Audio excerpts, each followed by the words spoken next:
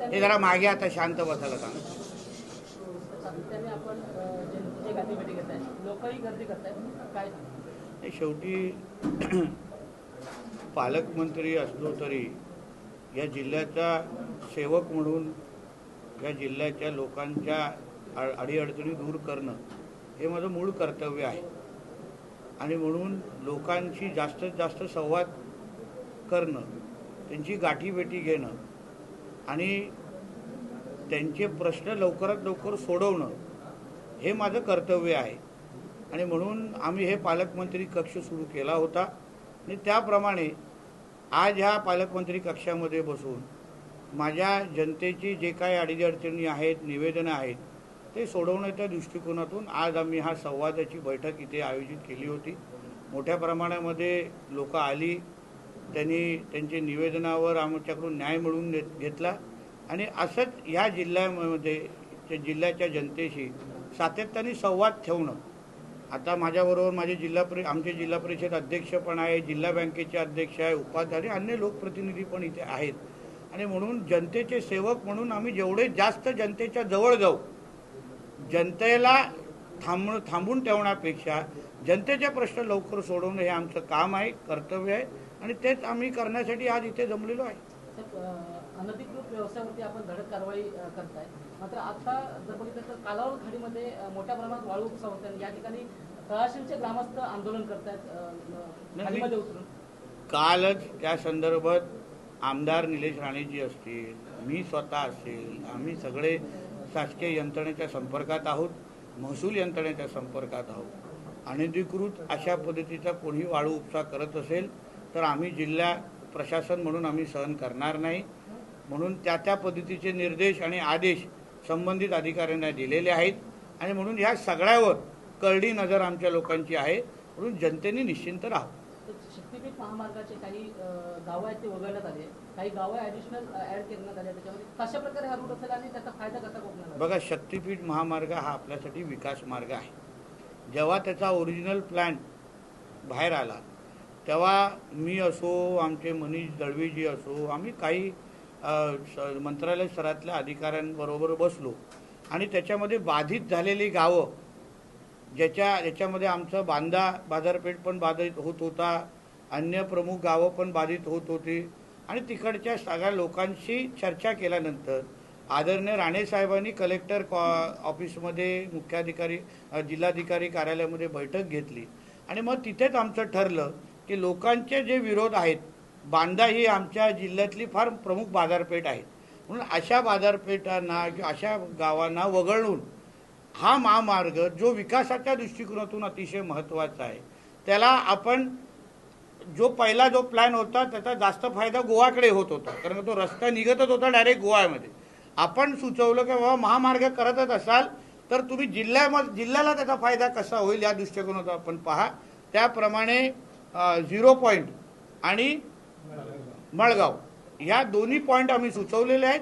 त्याप्रमाणे MSRD संबंधित खातं याबद्दल अभ्यास करत आहे. मी एक जिल्ह्याचा पालकमंत्री म्हणून आदरणीय मुख्यमंत्र्यांचे सल्लामसलत केल्यानंतर मी जिल्ह्याच्या आणि त्या भागाच्या लोकांना विश्वास देतो, सगळ्यांना विश्वासात घेऊनच हा विकास मार्ग पूर्ण करण्यात येईल, शक्तीपीठ मार्ग पूर्ण करण्यात येईल. शेवटी आम्ही महामार्ग का बनवतो? इथे रोजगार निर्मिती झाली पाहिजे, इथे उद्योग आले पाहिजे. आज शक्तीपीठमुळे मोठ्या प्रमाणामध्ये उद्योग आणि व्यवसाय आमच्या जिल्ह्यामध्ये येऊ शकतात. प्रत्येकाच्या त्याच्यामध्ये प्रश्न असू शकतो, काही लोकांचा विरोधी असणार, कारण का शेवटी कुठलाही प्रकल्प आला तर त्याला 100% लोकांचा पाठिंबा कधी कधी भेटत नाही. पण शासनचे प्रतिनिधी म्हणून आम्ही जनतेशी संवाद करायला तयार आहोत. जनतेने कुठल्याही अफवांवर विश्वास ठेवू नये अशी विनंती मी जिल्ह्याचा पालकमंत्री म्हणून करेन. माझं कार्यालय तुमच्यासाठी 24 तास उघडं आहे. कुठेही त्यांची जी काही संघर्ष समिती असो, काही त्यांच्या लोकांमध्ये त्या भागातल्या लोकांच्या मनात काही प्रश्न असतो, हक्काने माझ्याकडे यावं. मी त्यांना बसून 1 तास 2 तास पुरा दिवस त्यांना समजून देण्यासाठी तयार आहे. जेव्हा पण फायनल प्लॅन तयार होण्याच्या अगोदर, परत सांगतो, फायनल प्लॅन तयार करण्याच्या अगोदर ह्या बाबतीमध्ये त्या भागातल्या लोकांशी बोलण्यात येईल, प्रेझेंटेशन दिलं जाईल. खासदार साहेब असो, आमदार जी साहेब असो, सरपंच असो, सगळ्या लोकांना एकत्र बसून असा प्लॅन येतोय हा दाखवण्यात येईल. त्याच्यामध्ये पण काही सूचना असतील त्याही घेतल्या जातील आणि त्या सगळ्यांना विश्वासात घेतल्यानंतर शक्तिपीठ महामार्ग आपल्या जिल्ह्यामध्ये होईल. म्हणून ह्याच्यामध्ये कुठलंच किंतु परंतु नाही. कोणीही काही छापत असेल, जोपर्यंत संबंधित शासकीय खातं अधिकृत त्या बाबतीची सूचना काढत नाही, नोटिफिकेशन काढत नाही, अधिकृत शासकीय पत्र जोपर्यंत तुमच्या हातात येत नाही, कुठल्याही अफवांवर विश्वास ठेवू नये. तर अंजली देवाने यांनी एक आरोप केला की एकनाथ शिंदे आणि 17 तर चाकणकरांचे 177 कॉल हे घरातला गेले होते. त्याच्यावर शिंदे गटांकडून मागणी करण्यात आली आहे की यांना डिटेल्स कोणी दिले आहे, कॉल डिटेल्स अंजली देवा त्यांना अटक करण्याची मागणी देखील. बघा, एक लक्षात घ्या, ती केस आता पोलीस चौकशी करते. आदरणीय मुख्यमंत्र्यांनी SIT पण नेमलेली आहे.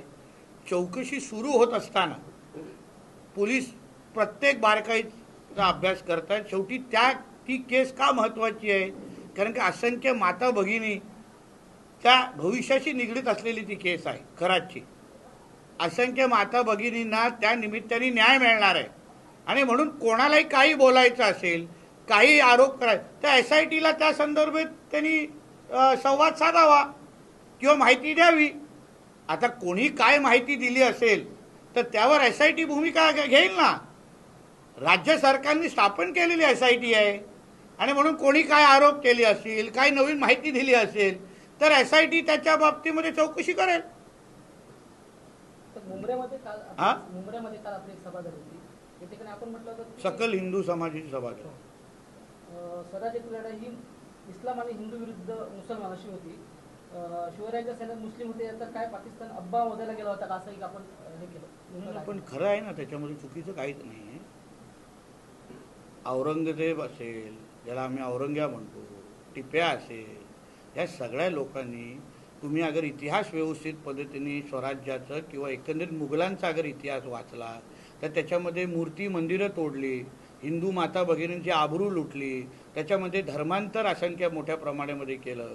तर अगर तिथे त्यांची ही पूर्ण मुघलांची लढाई ही इस्लामसाठी अगर नसेल तर मग कशासाठी होती? मग त्यांनी मंदिरं कशाला तोडली? मग हिंदू माता भगिनीची आबरू कशाला लुटली?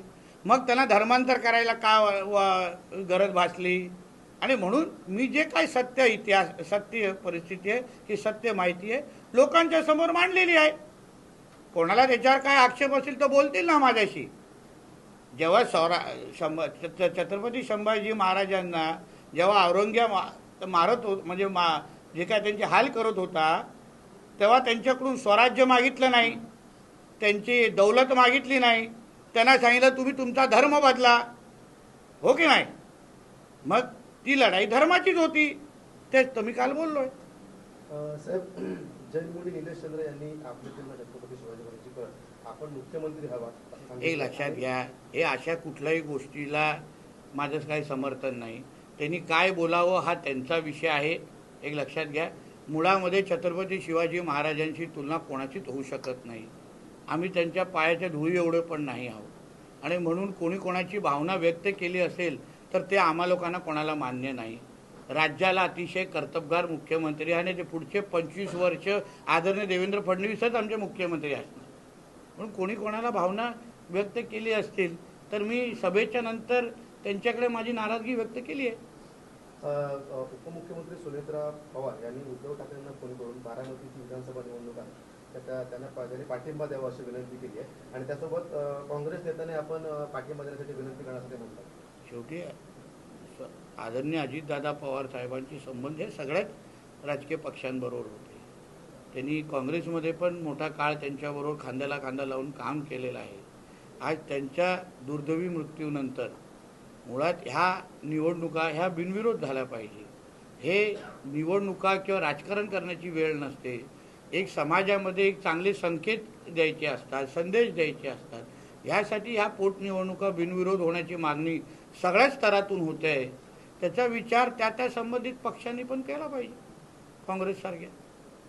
काल मुंब्र्याच्या सभेमध्ये आपण मुंब्र्याचे नाव बदलून मुंब्रा देवी असं करावं असं म्हटलं. हो, कारण का तिकडच्या लोकांची, जसं इस्लामपूरचं नाव बदलून ईश्वरपूर झालं ते त्या भागातल्या लोकांची भावना होती की आमच्या भागाचं नाव ईश्वरपूर असलं पाहिजे. तसंच त्या भागातल्या मुंब्रातल्या राहणाऱ्या लोकांची भावना मोठ्या प्रमाणामध्ये अशीच आहे की त्याचं नाव मुंब्रादेवी असली पाहिजे आणि त्यांची भावना मी माझ्या भाषणातून व्यक्त करून दाखवलेली आहे. आता राज्य सरकारपर्यंत ती भावना पोचवण्याचं काम माझ्यासारख्या कार्यकर्त्याचं आहे आणि ते काल भाषणाच्या माध्यमातून पोचवलं. पुढे जाऊन पाठपुरावाही करीन. शेवटी तिकडच्या लोकांच्या भावनांचा आदर करणं हे आमचं कर्तव्य आहे. ते आम्ही आमच्या माध्यमातून करू.